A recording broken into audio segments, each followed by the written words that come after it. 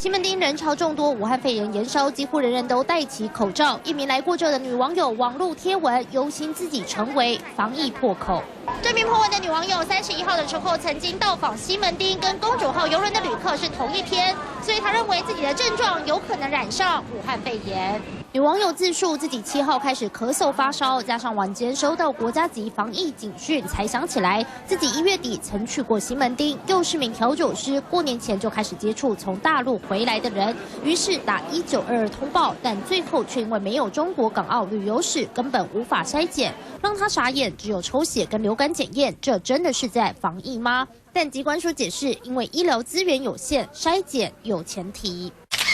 第一种状况是发病前2周去过中国广东或湖北，其次是接触过来自这里有发烧或呼吸道症状的人，第3种则是有肺炎且发病前有中港澳旅游史或居住史，这样才符合筛检要素，要在有效的医疗资源内做最大运用。对，有症状就应该要去筛检啊，不应该看有没有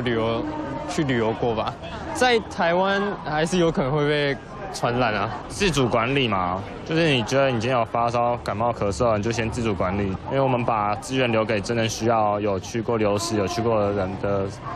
比较可能会有这种情况，所以我们觉得把资源留给他们比较需要的人。民众正反意见两极，毕竟武汉肺炎当前人人自危，但在医疗资源有限情况下，疾管署做最大调配，盼能降低民众疑虑。三立新闻潘建华、朱淑君。